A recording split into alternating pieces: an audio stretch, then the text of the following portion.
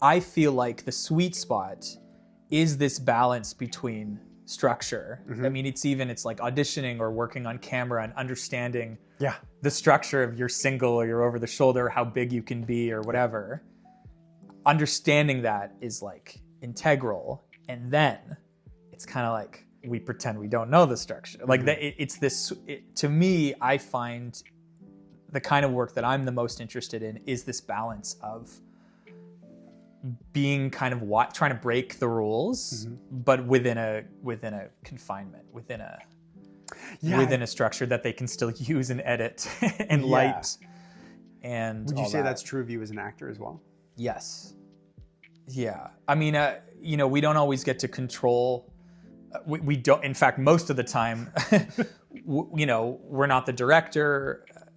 I heard this quote recently that like actors, it's like the director's the conductor, it's a symphony, but you're not even the player of the instrument. You are just the instrument.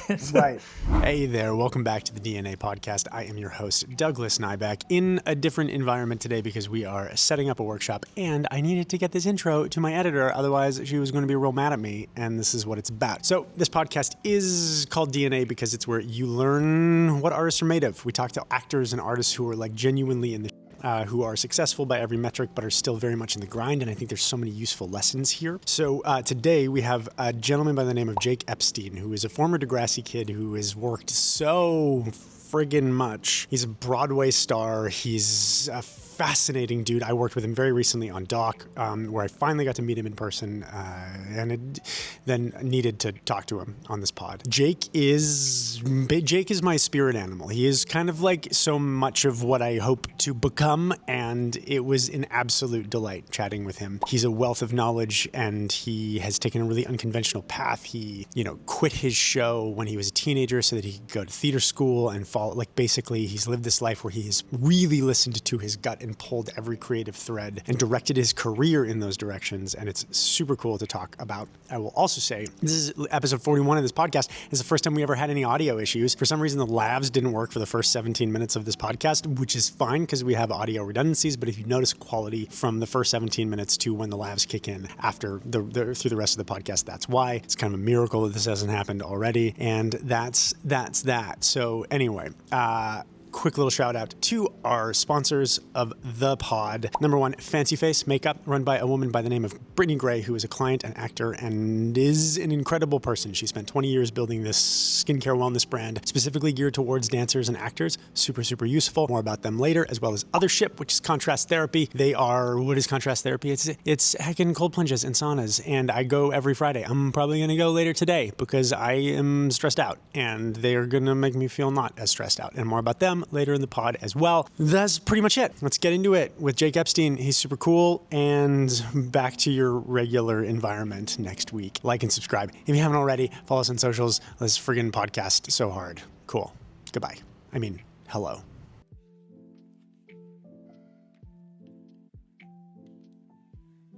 Thanks so much for being here. I do like a separate intro and everything, so you don't have to worry about. Like I say a bunch of nice stuff about you. Chugging my coffee.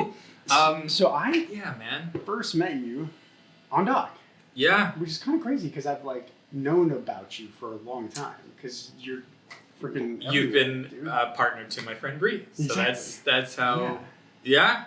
So I was super excited to meet you, and it was a night shoot. It was a night shoot. Yeah. I think you were being dumped out of a car. And quite literally, like we had a scene together, but it was just you unconscious on the ground. What was so wild about that is they had stunt doubles. Yeah. And the stunt doubles were incredible.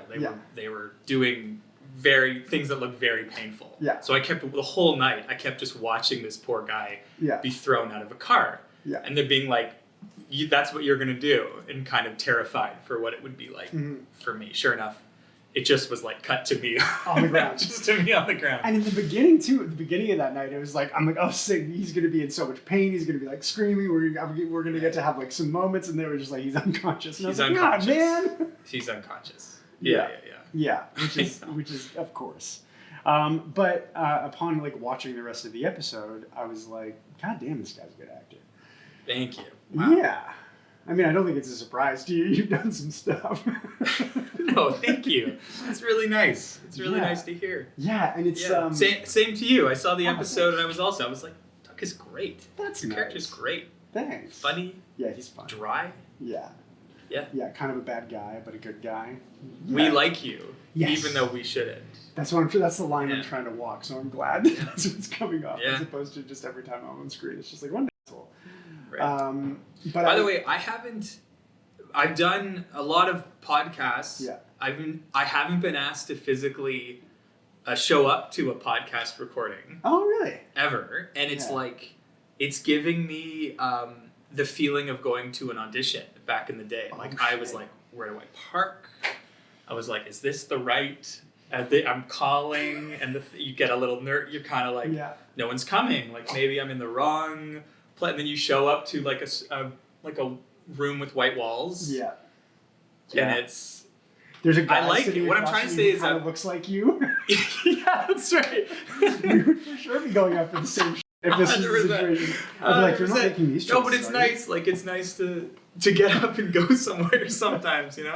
Yeah, oh yeah. Like the whole world of tapes has their own advantages, and there's so much about it that I love. Mm-hmm. But I do miss here's the address, this is the time, put on a shirt, pants. Yeah, pants. And go. Pants are important. Yeah. It's we've had some opportunities, like as the pod is growing a little bit now, some folks in LA and stuff, or some PR people have reached out, and like I'm aware that we're gonna eventually have to like get into doing remote podcasts, but I really like just getting into a room with somebody and shooting the Yeah, totally. Yeah. Also not having a microphone in which is important for sound and stuff, but takes away the illusion of we're just having a conversation. For sure it does. Yeah. So I'm glad that you were able to come, and I'm glad to. Yeah, thanks for asking me to be on your show, man. I'm super honored. Yeah. Oh man, thanks for saying that.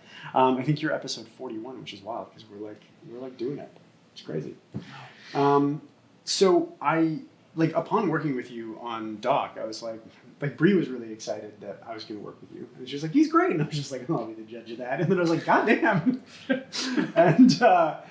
and then I was like, "Well, we should get him on the pod." And then I was like, "I got to research this guy because I've heard your name a ton over the years." Oh, thanks. And then like the more I researched you, the more I was like, "Holy shit, you've done so much stuff." Like, and you've been at it for a long time. I've been at it for a long time. Yeah. You're just like, you should be better by now. You've really been doing this a long time. Yeah. No, I mean, I was a child actor. Like, I've been... Yeah, it's kind of wild to think about. Was Degrassi your start, or were you actually before that? No, it wasn't. Tell me a story. How did you get started? Okay, my older sister was the performer. Mm-hmm. Her name is Gabby Epstein. She's very talented, star of Stratford and all around Canada. And so she wanted to audition for the art school in Toronto. It was called Claude Watson. And so I found out you got to miss a couple days of school if you wanted to audition. So I was like, I would like to audition as well. Yeah. And all of my friends did as well. It was our scheme to miss school. Right. So we all auditioned. Miraculously, I got in. It was kind of a joke. And my parents were like, we think you need to try this. So I went to the art school and loved it. And I had a teacher named Mr. Paul Como, who sent me on my first professional audition. It was for a play. It was for Our Town with Soul Pepper, which is one of the sort of most respected theater companies in the city. Yeah. And it was at the Royal Alex Theatre, which is one of the main theaters in the city. So when I was 11, I played the paper boy with some of Canada's most legendary actors. And name drop, who? I mean, it was Diego Matamoros, it was John Jarvis, Oliver Dennis, Nancy Polk, William Webster, the late Peter Donaldson was the stage manager, was the lead in it. He was terrifying, but really good actor. Yeah. To an 11-year-old. So it was all just kind of fun and games, and there was another actor in the show who had an agent, and he said, meet my agent, and then they set me on an audition, and then we got it, and then we got another thing, and then we were doing Disney movies, and then there was a YTV series that happened for a couple seasons called the Zach Files. I remember the Zach on YTV, and so that one of the actors on the show, his older brother was on Degrassi. So I remember we were watching episodes, and we were like, "This show is real. It's real stuff." Yeah. And then got an audition, and suddenly, I remember it was to play a much cooler, darker person than myself, and there was a kid in my school named Elliot, who I was just like, I'm gonna just pretend I'm him. So I did it, and I got the part. Right. And I told him, I said, just so you know, I pretended to be you for an audition, and I got the part. And he said, we never had this conversation.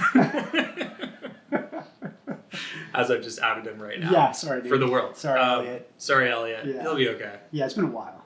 Anyway, it was just sort of a series of being there, and then the person, the kid there is like, meet my agent. It was like a snowball, and it was all fun, right? It was all kind of like camp. I don't even know. I don't even think I knew I was getting paid. Like it was just. Hopefully that's not like a comma because my parents were stealing all because my parents stole my money. We haven't spoken since Degrassi season 2. No, it was just so pure, right? Like anything back then. It was a hobby that was so exciting and pure. Yeah. And then sort of snowballed, and then Degrassi was certainly the first time I was asked to do anything kind of serious. Right. We had a psychologist on set, and my first episode was a child abuse storyline. So immediately it was into. Oh damn. It was in. My parents were like, "What the?" They were kind of offended I got the role. They're just cashing your checks and going. Yeah, as they're stealing my money. They're like, "Wait, we could be hidden." Yeah, that's right. I'm so sorry, Jake's parents. This is not true. Oh my god. I will say, like, my sister's an actor too. Like, the reason that we are doing it is because of my parents and all. Nice. In truth, I mean that. Well, I was gonna ask because you said like you got into the school. Which is like, there's that like famous Val Kilmer story where he just like showed up to the Juilliard auditions on a joke. Oh, yeah. But like, so you auditioned and your parents were like, you should do it. Like, was that, because you're like, one of the things I want to talk to you about is your musical theater track. But were you a singer? Like, was this something that was like, no. You just had literally I loved acted? It. Like, I thought I was everything. Nice. I was like, I'm a singer. What do you want me to be? I'm a dancer. Yeah. There was no... I'd never sung for anyone. Yeah. I never... So they just had faith that you getting into the school was a sign. I think, my parents loved the arts. Like, our family vacation every year was road tripping to New York City to see a Broadway show. Oh, that's great. We would do that once a summer. Yeah. And so there's a reason my sister and I just fell in love with this and saw that as like, oh my God, to be able to be on stage and do that. So they knew that I loved it. They loved it. They wanted us to love the arts and love performing. Yeah. And, the truth is, like, the arts education was more about creating well-rounded people than it was about creating professional performers. Right. Or, like, most of the people, 99% of the people that went to that school are now successful lawyers and doctors. And I feel like it's a great education. Mm-hmm. It makes you interested in things. It's great for your brain, and so there's very few of us that actually went on to do it professionally. Right. Yeah. So it was more about that for my parents. I think they just thought it was what a great education, what a great opportunity. They also were like, just try it. Right. Try it for 2 weeks. If you hate it, we'll put you back in your other school. Right. I suppose you're not like stuck. Yeah. But I don't think they anticipated how much I would love it. Yeah. Like, I was like, I couldn't believe it. It was such an outlet, and it just let these things I didn't know that I had in me. Right. A love of music and dancing. Like, I don't want to brag to you. I was like a very good dancer. You can I'm aware that Bree is filming behind me. Yeah, fair. She should know too. Yeah. I'm a very good dancer. The world needs to know. The world needs to know. Well, this is like a segue from childhood to you've been on Broadway. Yeah. You're Spiderman Turn Off the Dark here, right? or did you also? That was on Broadway. That was on Broadway as well. Which, I mean, just that show. I don't know how. Like, are you NDA'd? Are you allowed to talk about anything? Because the leads were dropping like flies. Oh, it was crazy. Show. Like legs snapping, breaking. Yeah. The time that I was auditioning for Spiderman, it was like a late night TV punchline. Right. Like all the big late night hosts were talking about Spiderman and all the actors getting injured. My roommate was one of the actors who got injured in Spiderman. You didn't even have to Tanya Harding that guy. It happened. It was perfect. No. So when I got offered the part, he wanted to take me out to convince me not to do it. He was like, I don't think you should. Yeah. And I, in his defense, he cared about me and he was going through a really serious injury. Yeah. But for me, I was like, I've dreamt about being on Broadway my whole life. And it was your debut, right? Yeah. Yeah. There's no way I'm not going to try. And the gift of that show was that, I mean, there's like books written about that show. It was a really wild first Broadway experience. I bet. For it to be that thing. Yeah. But there'd been so many like safety precautions. Like everyone joked that I came in and had the best time of anyone in the building because I came in when all these, safety things were already in place. There was a lot, it was so. I mean, I had a lot of nicks and. You're flying around on a huge stage, so there was a lot of my body got beat up, but I didn't get to the same degree. Yeah. That's like, because nothing really has ever really tried to do that in the same way since. Like there's intense stuff, but that was basically, it seemed like it was sort of an era of like circus theater, very ambitious. There was a Lord of the Rings musical, yes, which had a kind of a similar, like it was almost a little bit too ambitious for its own good.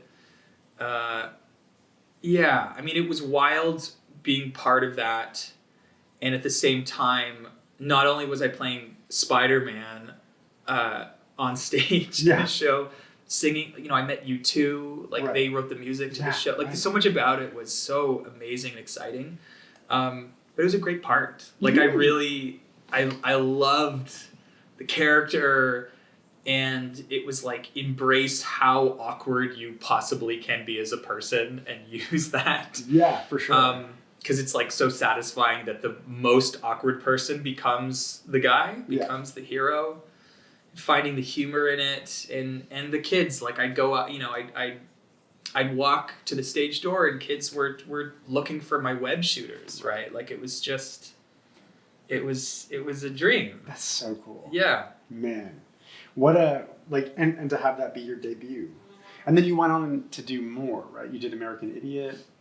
Yes? Yeah, there was just before then I did a bunch of U.S. national tours. So I did Spring Awakening, which was a pretty popular Broadway show. And then I did American Idiot, the Green Day musical.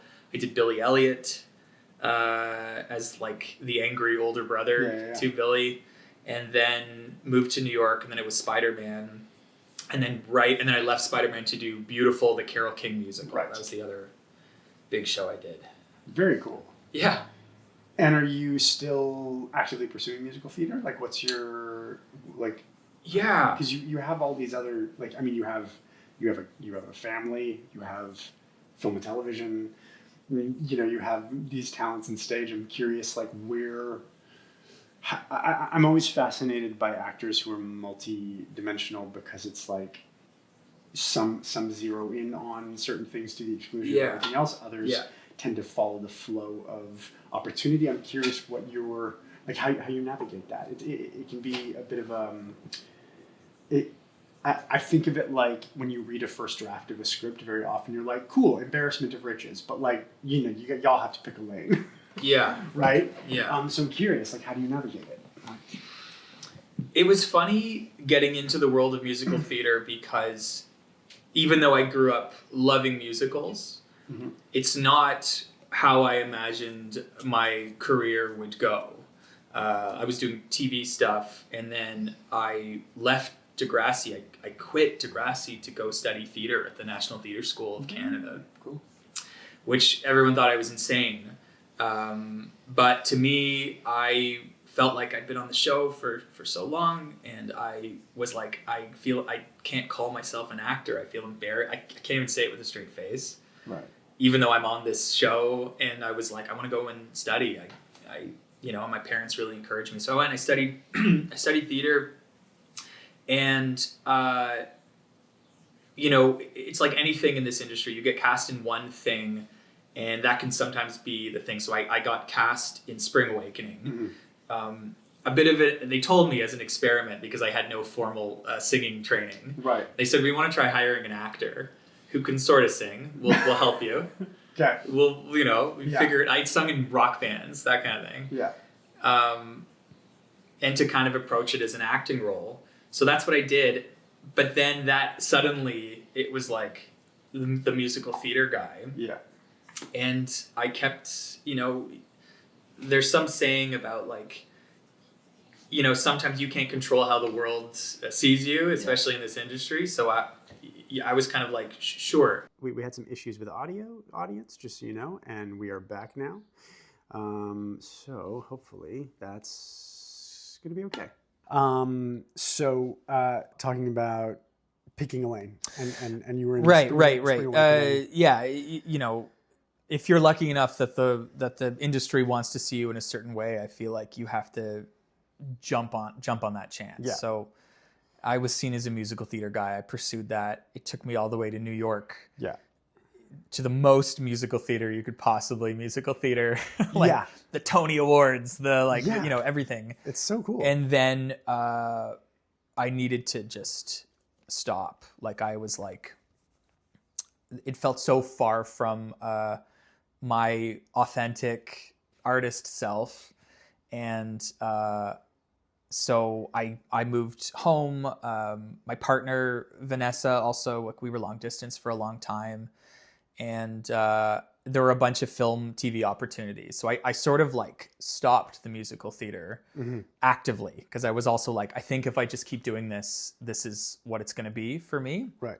And I felt like there were so many, again, it was similar to Degrassi, of me leaving Degrassi to go to theater school. I was like, I feel like I've done this as far as that can go. Yeah. And now if I don't stop, I'm going to miss out on some other opportunities. So I went home and shot a show called Designated Survivor that was filming in Toronto. I shot a few seasons of Suits that was filming in Toronto as well. And then I went back to New York again. So anyway, to answer your question, like I wrote a whole solo show about my experience in New York. I did it at the Toronto Fringe Festival, and then Mirvish, which is like the main producers of theater in Canada, came and saw it, put it on the Royal Alex, where I did Art Town. Okay, yeah. And suddenly I was doing like a comedy solo show for 1,500 people every single night for a few months, and freaking wild, and touring around the country doing that.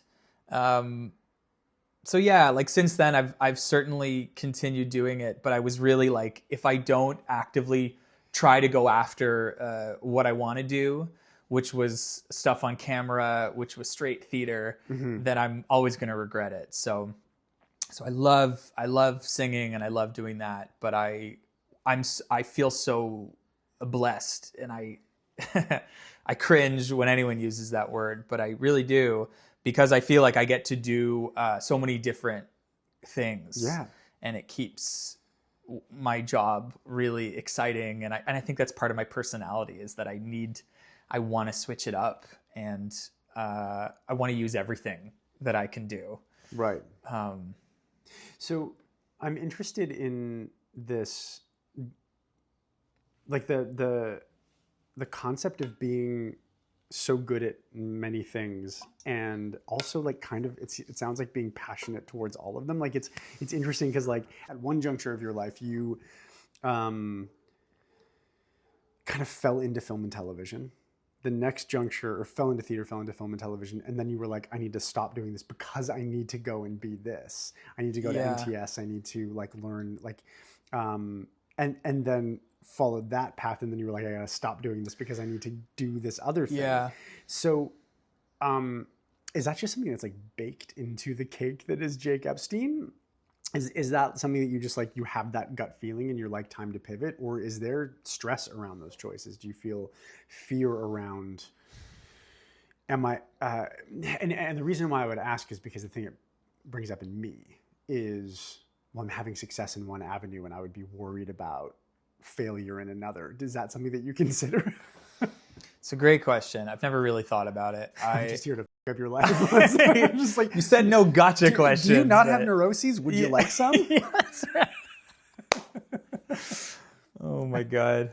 Is this the part of the interview when I do the cry? Yeah, you can if you this want part? to. Yeah. I don't know. Like I feel like any of those pivots I've had in my life there's been a feeling inside that I couldn't ignore. Right. And none of them were premature. They were all like, I'm not sure if this is the right thing, but I'm going to keep pushing through and kind of ignore that. And then that kind of just keeps bubbling up and bubbling up. And yeah, I mean, I don't know. Like, I suppose there's some fear around it. Like with Degrassi, I was like, I think I see the path of me continuing on as a child actor. And I don't think it's going to end well,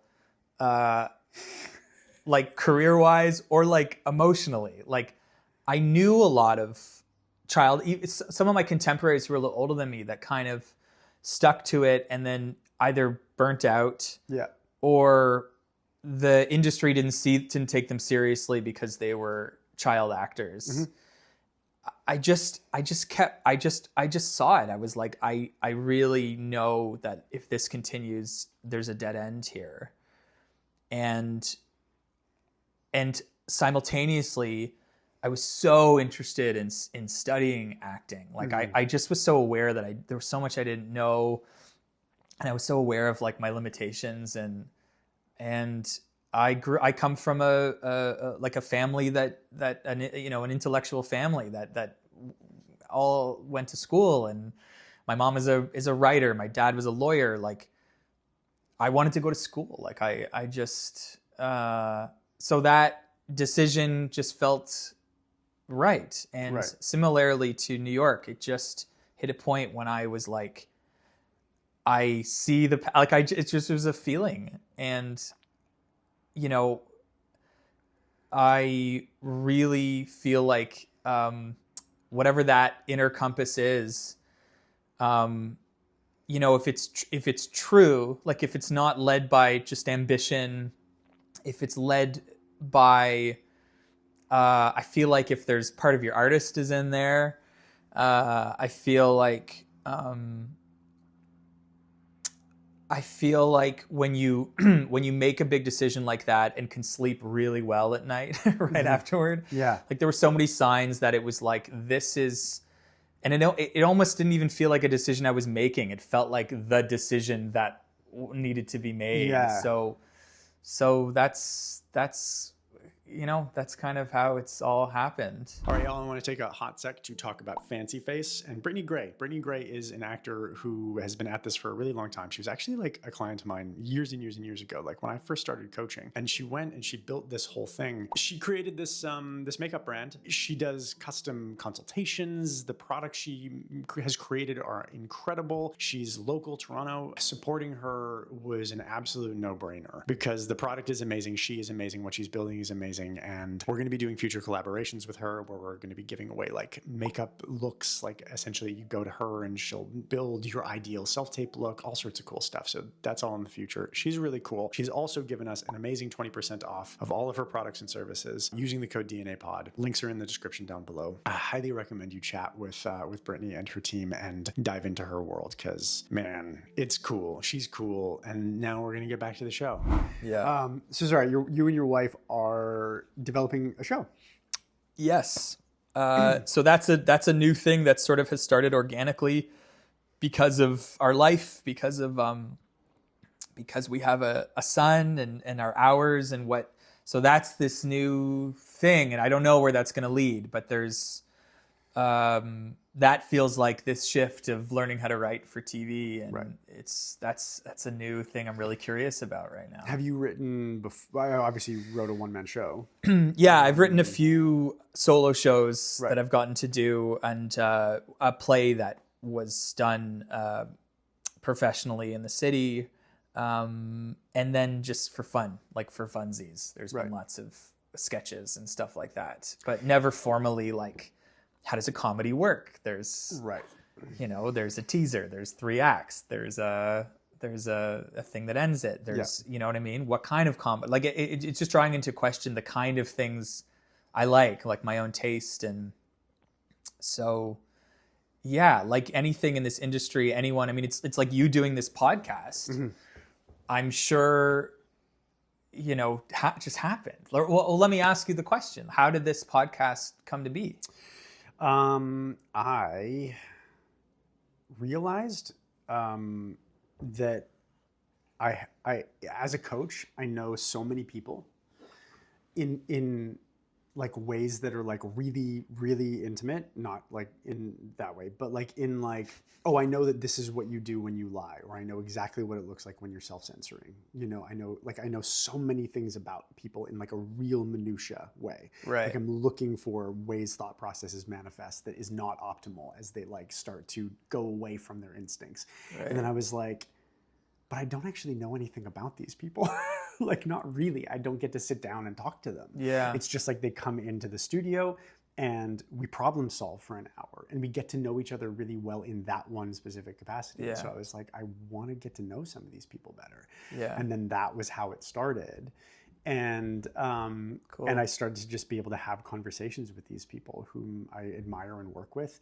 And then it's kind of grown from there to be this place where I can get to like really actually get to know somebody right out of the gate. And like when else do you get to sit down with somebody you barely know and be like, let's have an hour-long conversation. Yeah, let's sit down in chairs in front of each other. Yeah, and talk. And so yeah, pretty organically, And it's like it was an offshoot. And well, it came out of your genuine curiosity, something you're passionate about, something you're good at. Yeah. And you're like, well, what if I take it one step further? What if I make this a little more formal? What if we put a camera on our conversation? And I also feel like we need to create a show about an acting coach who's also like a cop who can tell like a lying, you know what I mean? Like using your acting. It sounds like Team America World Police. Yeah, but like, for sure. You use your acting to solve crime. Yeah, like we can talk about it later. Who's like there.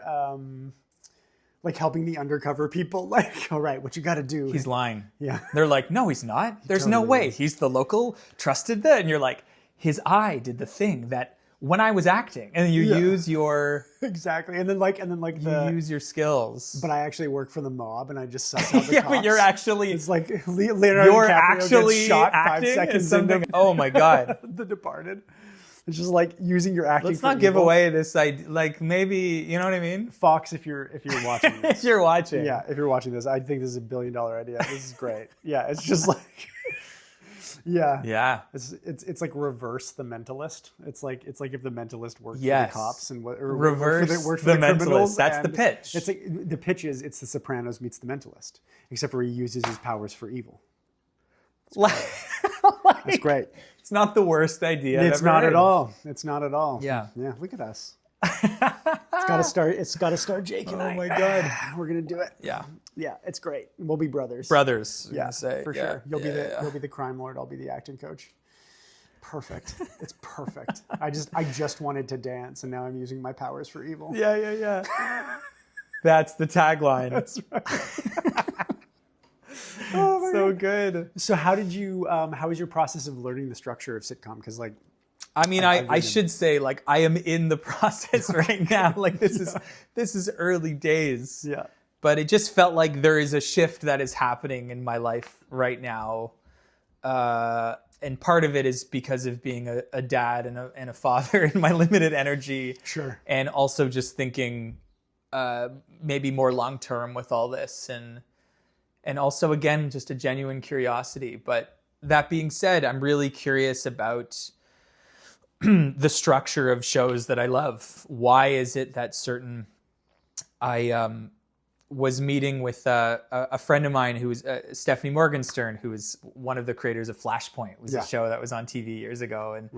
And she knows Stephanie, yeah. Bree knows Stephanie. And we were talking, she was obsessed. She was talking about the structure of Flashpoint, that it always begins with the moment of crisis, right? The Flashpoint, right before, are they going to shoot? Are they not going to shoot?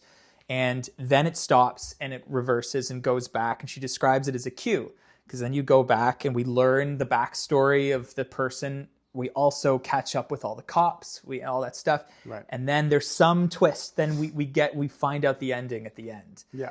And she was talking about how that structure kind of led the way for this show. So I found that so fascinating, because we don't always know why we like something or why we find it so satisfying. And so yeah, I think it's part of what I'm really just curious about right now, and I'm seeing where that's going to take me. Cool. Yeah, I ask because I'm such a structure junkie.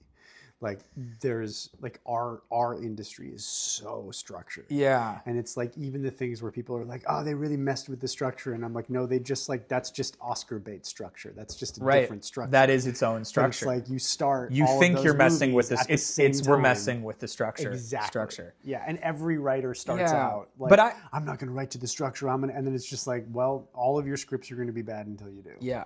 Yeah. Yeah. I mean, it's so interesting, because I feel like the sweet spot is this balance between structure. I mean, it's like auditioning or working on camera and understanding the structure of your single or your over the shoulder, how big you can be or whatever.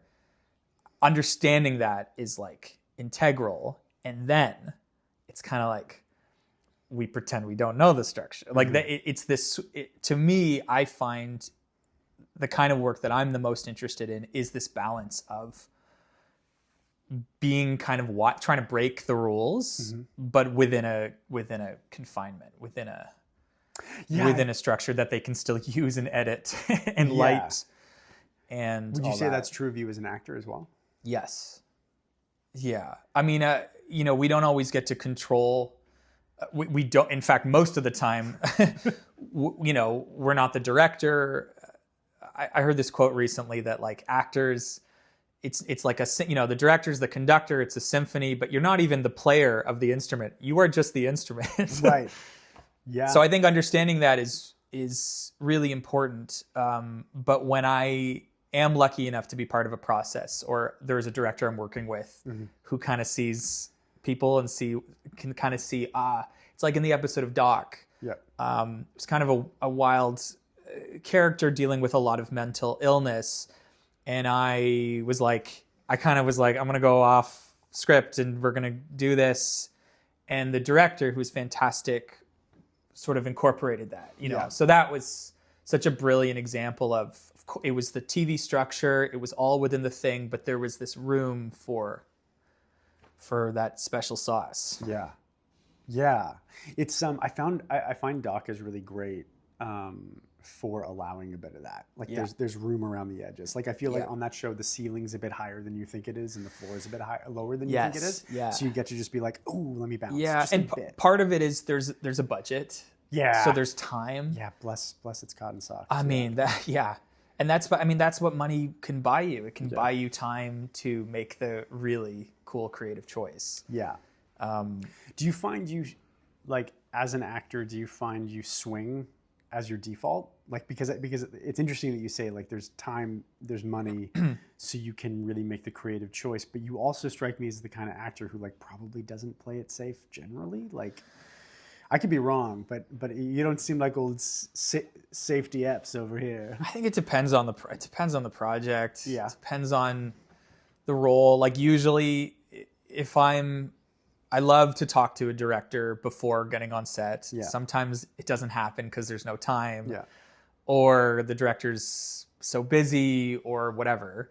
But the first thing I'll ask is how many takes are we getting? Right. Smart. Because I want to know, is this like you get one take, you get maybe 2 takes, we got to move? Yeah. Or it's like, no, we're going to play. We're going to do 4 takes. Right. Maybe 5 takes. Right. It's like, okay.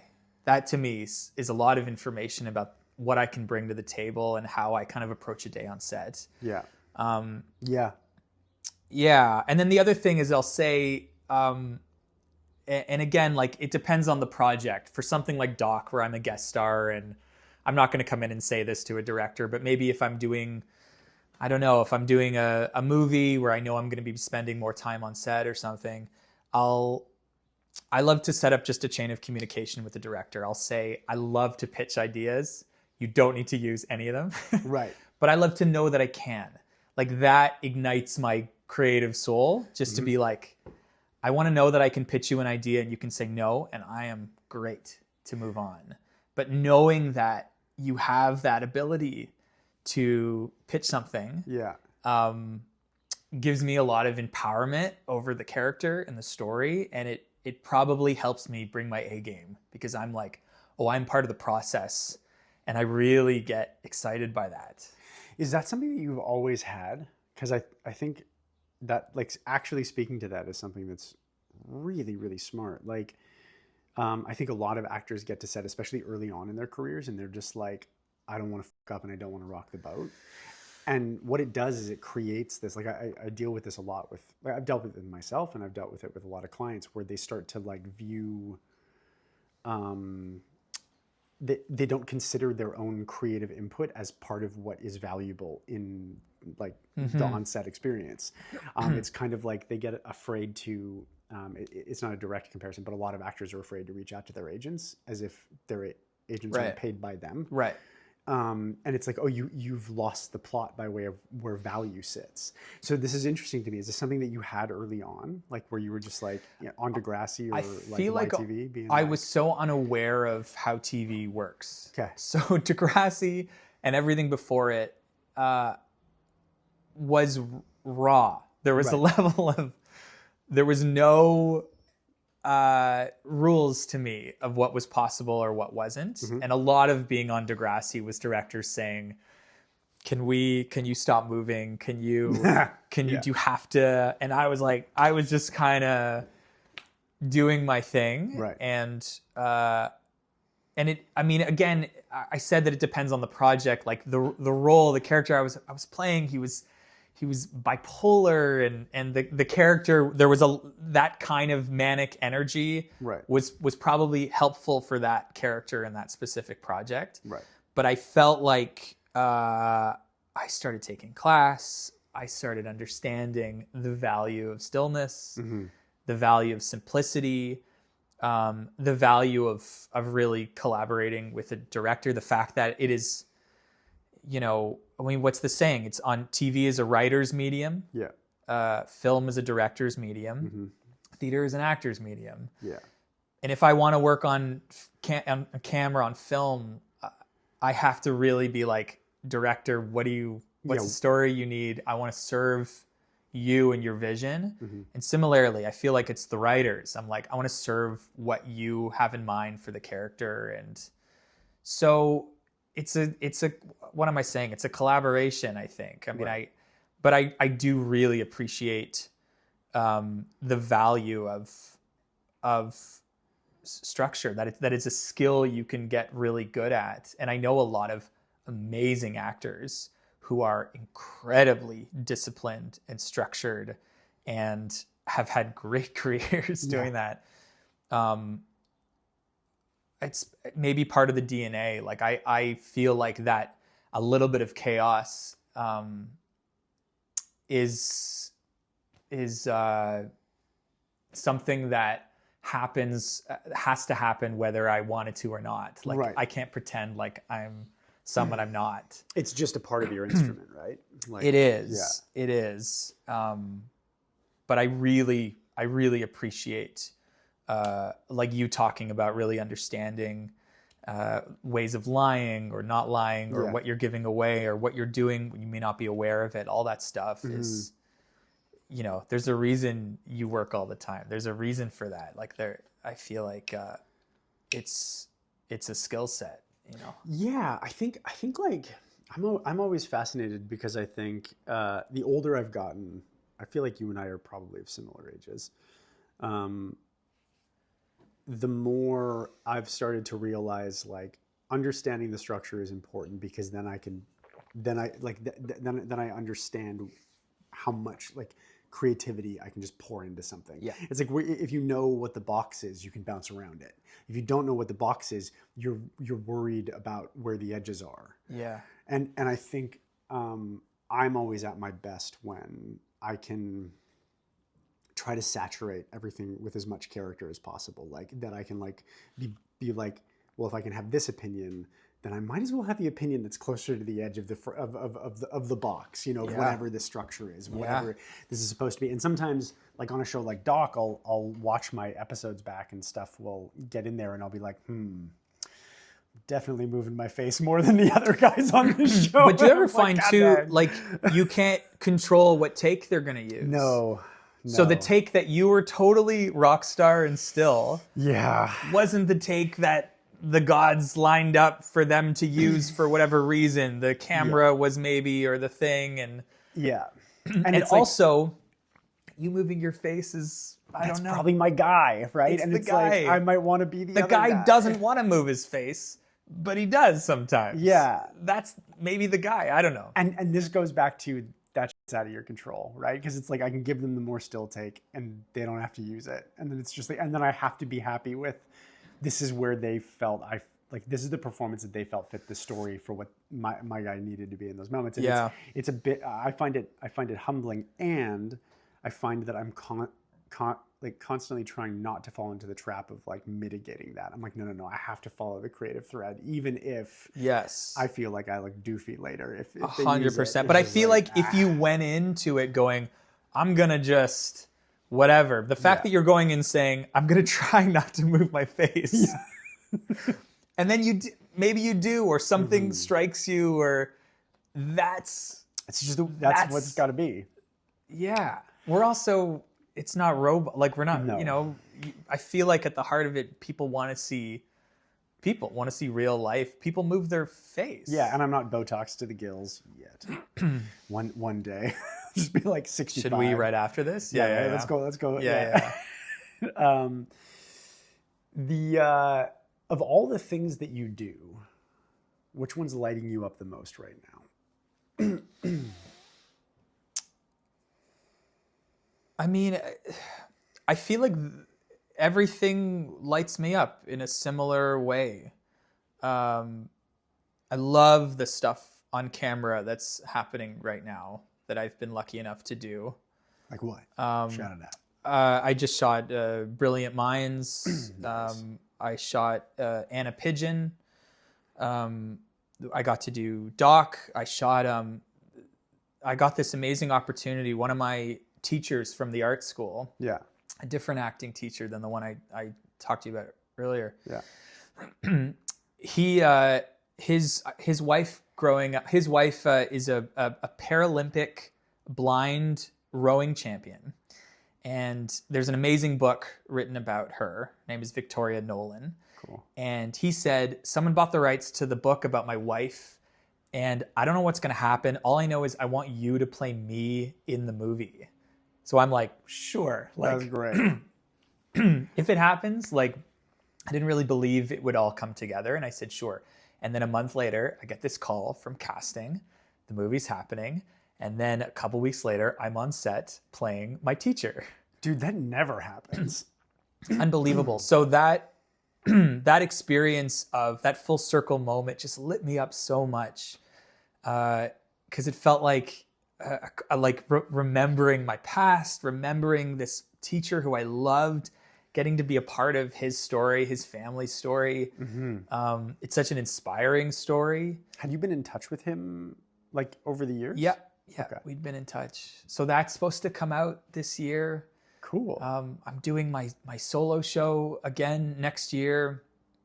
There's this amazing documentary called Dreaming of a Jewish Christmas, which is about how most of the famous Christmas songs that we all know and love are written by Jewish composers and people don't know it. So I've been asked to adapt this documentary into a piece of theater. So I have a meeting about that right after. So again, there's been lots of different opportunities that all light me up equally, but in different ways. And the last thing I'll say, and I've been training with Bree, who's right over there, getting to do a lot of amazing training, like working with really amazing coaches. Yeah. And then if you're lucky enough, getting cast and suddenly learning something new and getting to try it in real time. Yeah. That I find really exciting too. And was it MAP or Eris's class? Which one? This is, there's two classes that we took together. Oh, we trained with a guy named John Boylan. Yes. Yeah. And then we trained with Meredith McGeechee. Yes. McGeechee? I feel like sometimes I don't say that wrong. Yeah. Meredith McGeechee. Yeah, both excellent teachers. Yeah, excellent teachers. And it's so interesting because you were talking about structure versus not structure. Yeah. John Boylan is the one who really taught me structure. Right. What's satisfying on TV, the tropes that we actually all want to see, that we all love. Yeah. How we would talk a lot about how characters on TV all have certain pitches, like a pitcher in baseball. Mm-hmm. And some pitchers only have 2 pitches, and some pitchers have like 5 pitches. Yeah. But that actually on a TV show, if you're lucky enough to be on like a recurring role or a lead role, it's actually the same 4 kind of beats that happen. And to be aware of what pitch am I throwing here? What pitch am I throwing there? I mean, it was so technical, but such a smart way to think I found it so, especially when you're on no sleep, you don't have a lot of time to learn your lines. It was such a quick way to quickly understand inherently what your character was doing. With Meredith, Meredith feels like the opposite of that. Meredith is like, what do you want to say right now? Bringing who you are today in this moment to the scene, to the character as a way of going deeper, as a way of making it more yourself. So I think about my teachers a ton because it is, again, it's that combo of this, the structure is invaluable. Mm-hmm. And then also understanding that like every take can be completely different. Yeah. And the power of the way that I rehearsed it in front of my mirror at home and being like, well, I'm not in front of my mirror. I'm with other people and I'm on no sleep and there's something else that's happening to me right now in the moment. And I'm going to allow that to be and what comes out of me without planning it. I think about boxing weirdly enough a lot when I think about acting. Cause it's like we train so much and we have an idea of how it's all going to go. But the second action is called, it's like, you're just in a fight. Yeah. Like, and it's like, and I mean, what is it? The Mike Tyson quote, everyone has a plan until they get punched in the mouth. But I find that so freeing. Yeah. Because it's like, well, it's going to be in the ring. It's going to be punches and stuff. Yeah. Like, like you're not at some point going to start doing like downhill skiing while you're in here. Like, it's going to be what it is. Yeah. And it's going to be derivative of what you prepared. But the only thing that you can guarantee is that what you prepared is not what's going to happen. And that to me is like, that's like the state of cool. Well, let's go. Yeah. There's also, sometimes your character needs to be punched for the scene. Like I want you... Literally, I need to be affected by what you're going to say. Yeah. So I want you to hit me really hard. Yeah. Because that's going to help me do what I need to do later in the scene. Yeah. So sometimes, I mean, it's funny. Like, I think the punching analogy is a great analogy. Sometimes I think of it like a dance. That's also like sometimes great. I'm like, we both need to make this work. We both want to make each other look good. Mm-hmm. I don't want to step on your feet. I know you don't want to step on my feet. How could, like, some of my favorite acting experiences personally have been less like, I'm going to punch you and more like, we're going to ballroom dance and make this thing happen. Like our timing and, you know what I mean? Yeah, yours is a lot more elegant than mine. It's like, it's a way more elegant way to put it. No, I'm like, and then you beat each other up. And you're just like, well, what if you dance? What if you just dance? Probably I'm a good dancer. Better. I'm going to go back to what I said. Yeah, exactly. That's great. I'm like box stepping in the corner while everyone's singing One Day More. Yeah, I mean, the reason that I can appreciate the boxing analogy, especially on a network TV show where the stakes are so high. Yeah. It does, the environment does feel like a bit of boxing. Like, we have 2 takes, or you have 2 takes to get this right, or we're losing the light. Let's go. Also, the subject matter, which is typically like pretty intense. Pretty intense. Yeah. Yeah, there's always there's no time element to network television. Yeah, and if you're working with really good actors, they're going to throw something at you that you weren't expecting. So to kind of be like a boxer who has their guard up, who's ready to dodge, to punch, I like... It's a really good analogy. I think the thing that's like the most useful to me is the state of readiness, and the acceptance of this isn't going to happen the way we think it will. And you do have to help yourself through it. Like you can't fight yourself through a fight, and you can't dance your own. Yes. Okay, I'm going to take a hot sec here and talk about the partnership we have going on with Othership, which is a super cool place. I mentioned them in the intro. I do genuinely go to Othership every Friday. I got sober a couple of years ago, 3 years ago, hot damn. And going there has replaced going to the bar for me. It's a really cool social place. I quite love the process of the sauna and the cold plunge. I enjoy doing hard things, and there's something about the experience that really resonates with me, and it resonates with a lot of actors that I know. So if you're into the wellness journey and all that stuff, you can check out our partnership with them. With the code Douglas Nyback, you can get 11% off all of your classes and packs. There's also a 2-for-1 deal if you're a first timer. So you get 2 passes for the price of 1, which is super excellent. You can use for yourself or for a guest. The links are in the description down below. And you can also get 1 month free of the Breathwork app, which I use very often. Anyway, I quite like these things. And that's why we're partnering with them, because I friggin' enjoy Othership. And I think it genuinely makes my life better, and I think it'll make your life better. So check it out. If you feel so inclined. Now let's get back to the show. Appreciate you. What I've been thinking about so much recently is the mental work involved in being an actor. Sometimes I feel like I can prepare myself before the scene in the way that I need to, and then anything can happen and I'm going to be okay.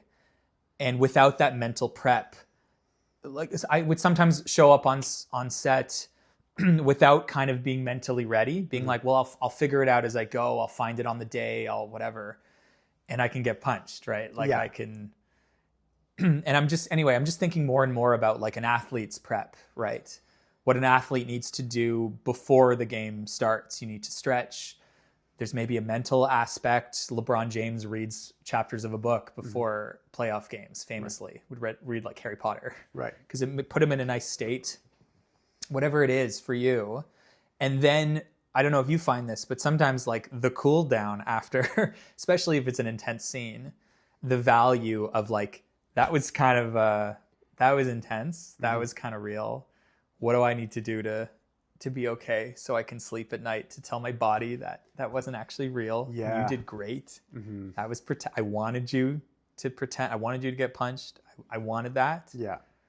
Like, I feel like you cultivate that and you start your body and brain. This is going to sound so like airy-fairy actors, but like your body and brain start to give you gifts when you start taking care of it. So you show up to a scene when you've really taken care of your body and brain, you're really prepared, and an impulse will happen, that like something that you're like, I don't know where that came from. And I feel like it's part of that trust that you're building with yourself. Yeah. Dude, airy-fairy, I know. I like see that look in your eye. No, it's very true. I don't think that that's airy-fairy at all. It's funny, like at this point on the podcast, I've talked about this ad nauseum, but I became a way better actor, I think, when I got sober. And here's the thing, I don't think it was because like, I think there are actors out there who might even be fucking better when they're not.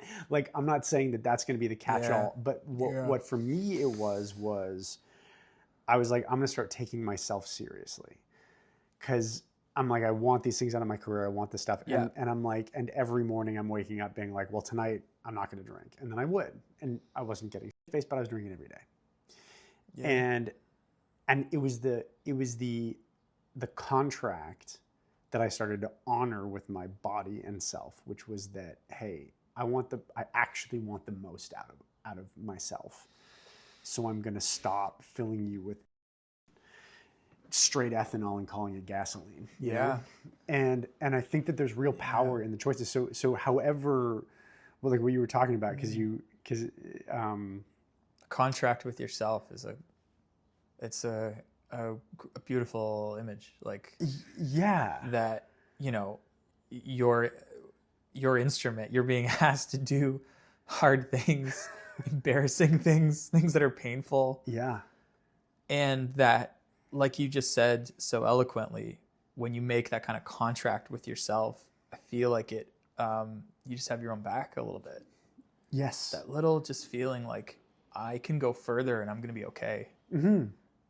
Yeah. Yes. And I think there's also something that people don't think about enough, which is that you have a finite amount of bandwidth. And again, I go back to using the idea of sobriety, but it was also like sobriety was like a beginning thing for me in making choices that were actually true to myself. And prior to getting sober, I was able to ignore so many things that were untrue, or like lies that I was telling myself, or things in my life that were pain points, or like didn't feel right. Yeah. You talked about earlier, like the bubbling up of, oh, I think it's time to start making a change, right? And I ignored a lot of those for years because I was taking the edge off of it. Right. And how can you expect your body to have impulses and for you to trust those impulses if all day, every day, 50% of your bandwidth is ignoring impulses? Right. It's like, it's just numbing yourself like that. Yeah. So when you say that, it's like, you're so right that like, however an individual needs to take care of themselves so that you trust and listen to the impulses and act from them, that that's your baseline, I think it's incredibly important. Yeah. I don't think it's woo-woo or whatever. But also you're a great actor, but also if you were in any other profession, I feel like being sober would help. Yeah, probably. would help you in any aspect of life. Yeah. For so many different reasons. But yeah. But it is so interesting that there's a stereotype of actors needing to take the edge off or numbing themselves. Yeah. I mean, part of it might be the precariousness of the job, the highs, the lows, the rejection. Completely understandable. Yeah. But it is interesting that, what we're trying to do is be like available to our full selves. And for that, you need all the all the help you can get, which is being alert, being self-aware, not numbing, not pretending, and I think there's a longevity game too, like that it's like you and I have both been at it for a while, and have had successes and failures, and I think. Had I kept going the way I was going, I don't think I would have, I think I would have reached a point of further longevity will no longer be possible, And I think it's funny, the highs and lows, Sean Benson, right? Yeah. Yeah. So Sean was on the pod and he's a friend, and he was like, drugs are the only thing that felt like what I thought succeeding was going to feel like. And I think there's a brutal reality for actors where you get the thing you want, but then you're just like, it's like you don't even experience it in any way because you're just like, oh, there's another carrot, there's another carrot, there's another carrot. And the only thing that actually felt like tasting the carrot for him was like crack, literally. God. And I'm like, that also makes sense. I get that. The longer you're in it, the more... and the delusion necessary to continue. Yeah. That naivete that goes away, that self-belief, like over time, man, it's... the highs and lows of that, I completely understand. Yeah, it's wild. And like, it's always something like there's always a better chalice to sup from. And it's like, and then you're in the 5 guys who were always nominated for the Academy Awards and only one wins. Right. And when you win, you're like, well, what about next year's Academy Awards? It's like, I know. And I think... It's one of my least favorite questions when I do any theater stuff, and you go say hi to people after, and everyone asks, well, what's next? Oh God. And I understand it. It's a curiosity. Yeah. I like your work. What are you doing next? But to be inside of that, firstly, you're like, what about this? Like, you're like, yeah. Like, what am I, chopped liver? Like, you kind of are like, this is not enough for you, but... You think you're better than me? And I'm like, I'm not available to find the next thing because I'm killing myself in this, Yeah.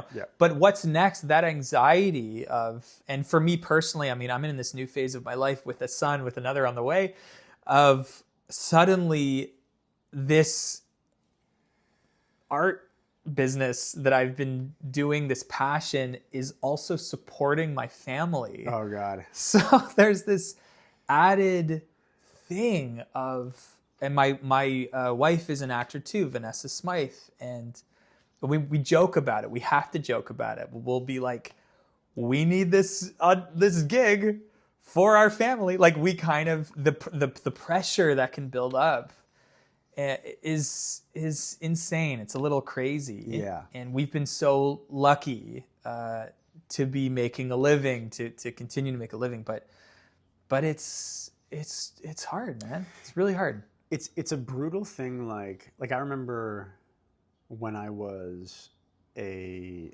waiter, like back in the days, where it's like, okay, so I'd shoot a movie, and then it's like you're waiting tables and people ask like, what, you know, you're like, you're an actor, and they're like, oh, like, what have you been in? And it's like the what have you really been in? stark reality of like one saying a bunch of stuff and they've never watched any of it, because almost nobody watches anything. Like there's only so many things that I can give a shit about. Like there's 3 shows that we watch at any given time. 100%.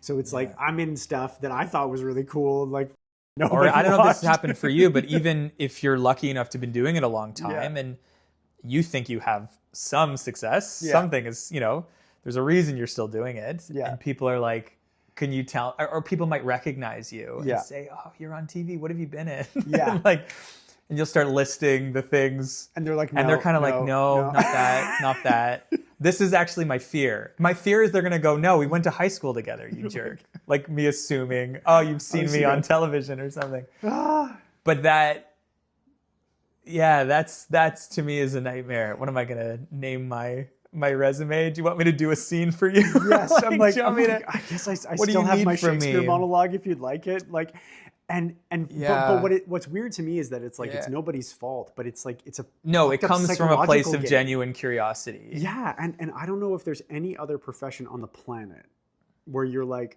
oh, I've objectively succeeded, but I couldn't prove it to most people, and as a result, it like feels like a really hard thing to prove to myself, and also I got to just keep doing it because it's the only thing I'm good at.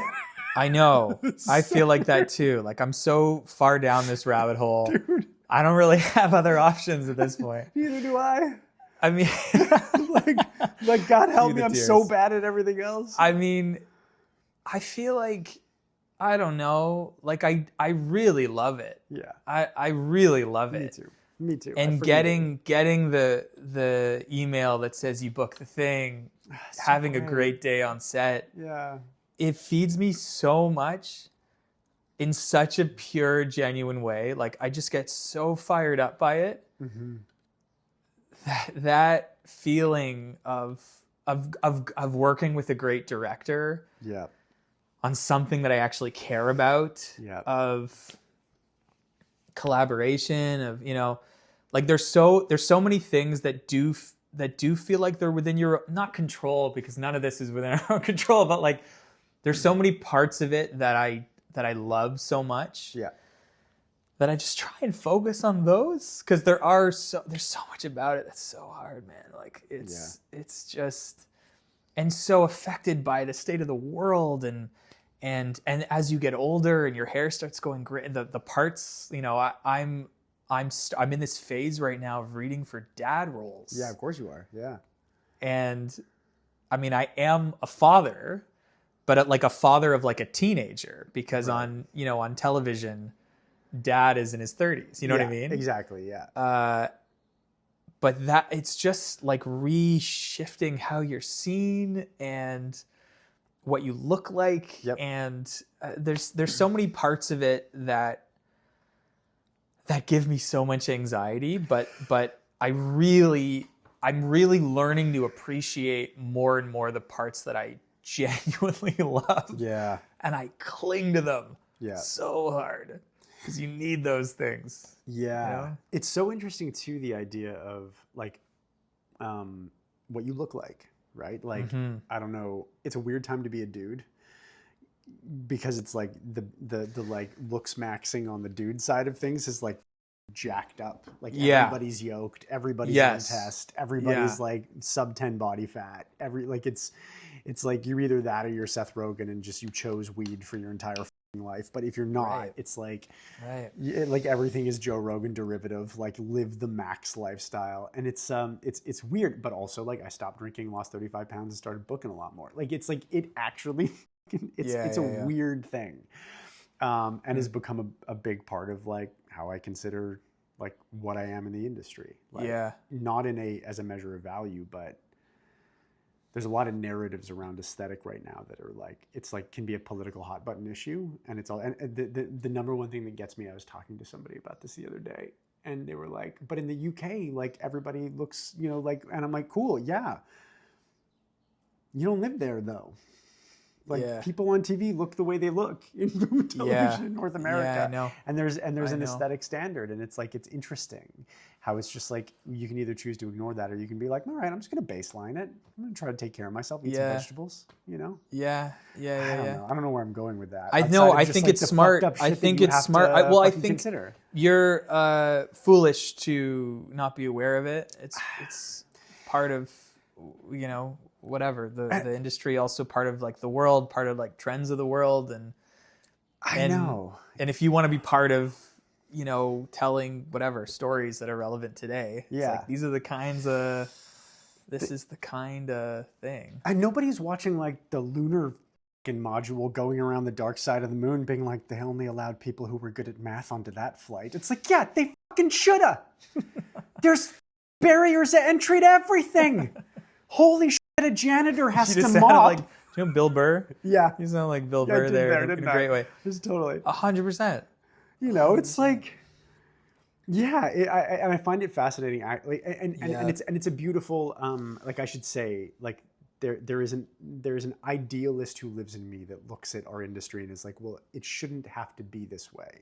And then there's a 40-year-old that's like, well, I've been in this industry for 20 years and it is.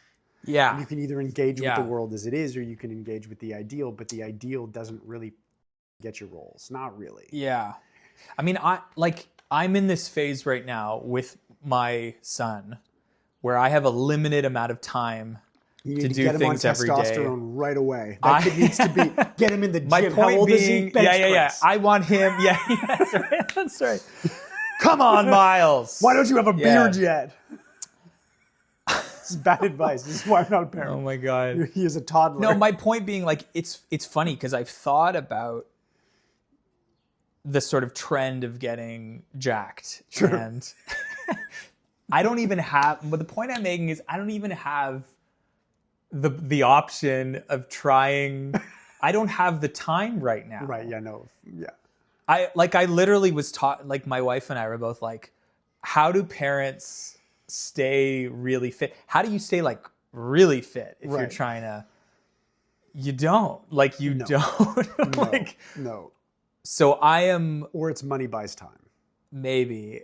Or eventually, look, as your kid gets older, you get more time. Like we are in this incredible era where he really needs us right now. Right. It's the cutest, greatest thing, fills my soul and life with so much joy. Yeah. But yeah, going to the gym it's hard right now. Yeah. And I am like, is there a place for dad bod? Yes, is there a place for parent who has, like, I mean, it's so funny because there have been all these roles I'm being seen for right now of like tired parents. Yeah. And I'm like, well, that's kind of my reality right now. Mm-hmm. And you know, can I have the same kind of success in that avenue as maybe I did when I was younger in whatever avenues. Anyway, my point is, I don't know. I'm trying to navigate this new phase right now of like my body and my time and my energy. And it's, whenever I meet actors with kids, I just grill them of like, how do you do it? Yeah. What do you go to the gym?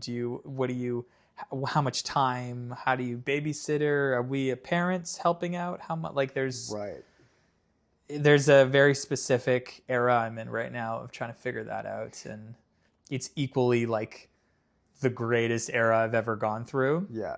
and professionally, it's all of a sudden some of the things that I have clung to in the past, like being able to outwork people on something. Right. I don't have the time, and I am on no sleep. Yeah, so it's like you got to work smarter. You got to work smarter. I think it's necessitates a pivot, and also it's funny because you already flagged it, but it's like you're getting, like, you are experiencing tremendous growth in different avenues. Yeah. And that is opening doors for different avenues. And it's like even that idea of I don't have the time, or I'm fatigued.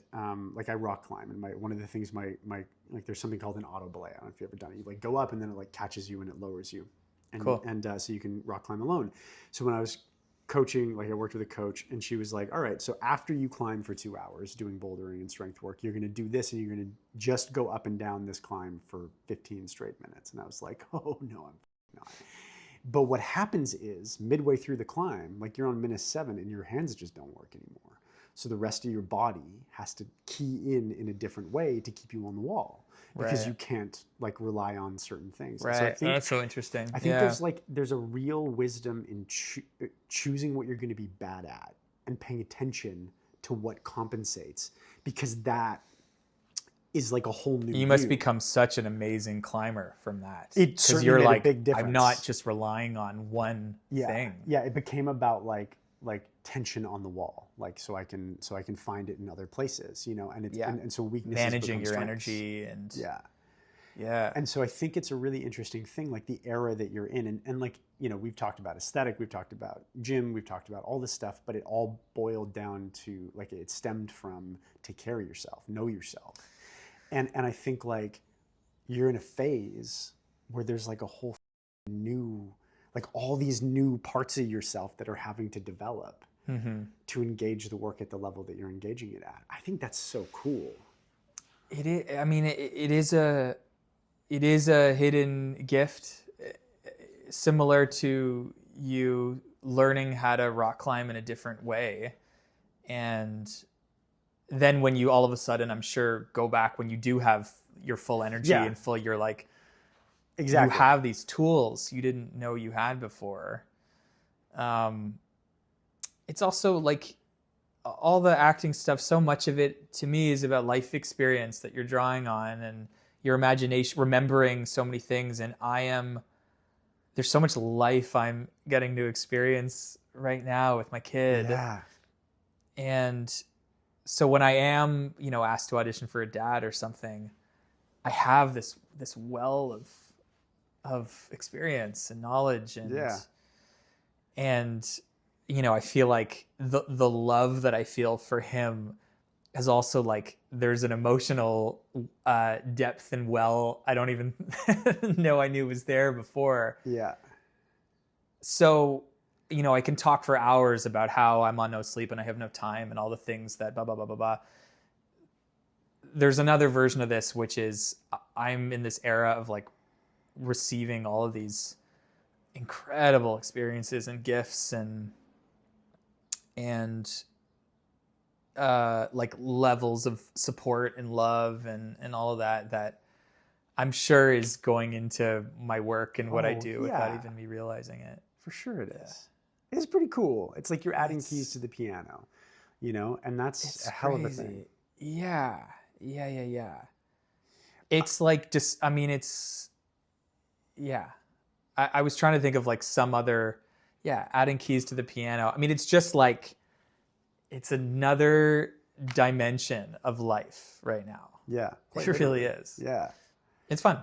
I feel like I could talk to you for like another hour, but we do have to bring this thing to land. I tend to end the podcast by asking the question, if you could go back in time to like just starting out Jake and give him one piece of advice, what would it be?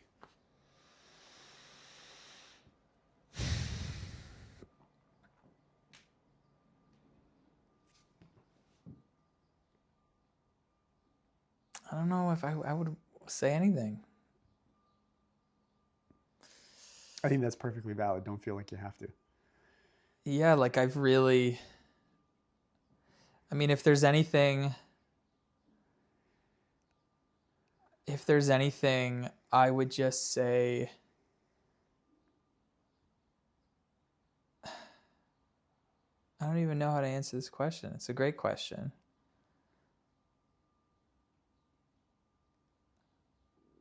I don't know. Nothing feels like completely authentic.